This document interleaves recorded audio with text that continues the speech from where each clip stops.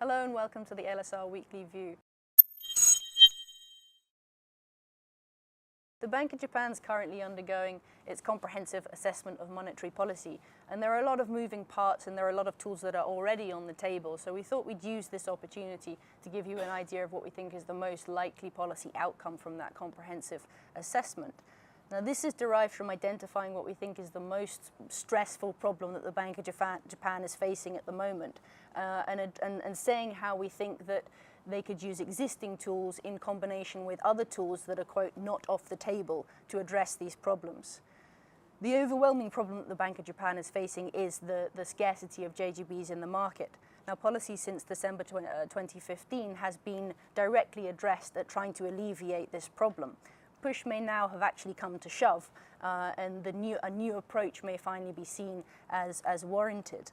Most likely in that new approach at this stage would be a combination of things. One, yield curve targeting rather than monetary base targeting. Two, maintaining the QE with a negative interest rate policy.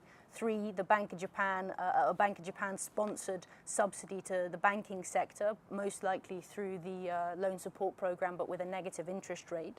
And four, they might even change the parameters of the inflation target as well. Now, how does all this address that core problem that we've identified? Well, yield curve targeting could provide a way for the Bank of Japan to extricate itself from the requirement to purchase 9 trillion yen of JGBs per month without actually having to use the T word. Now, Kuroda's comments over the course of this week indicate that they do feel they have, through the combination of QE and negative interest rates, a tool or a set of tools that can help them to exert a great degree of control over the yield curve. So under that scenario, we'd probably see the negative interest rate option remaining on the table, but with a reduction of the actual JGB purchases on a monthly basis.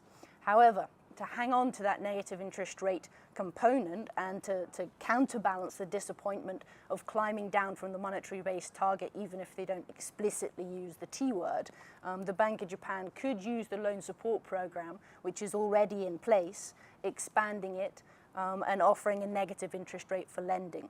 So that's effectively a bank subsidy, but that's already been legitimized by the actions of the ECB and the Bank of England. For more details on this, please have a look at our note from yesterday, and for the ECB version of events, please have a look at our note that was published today. Thank you very much for watching, and see you next week.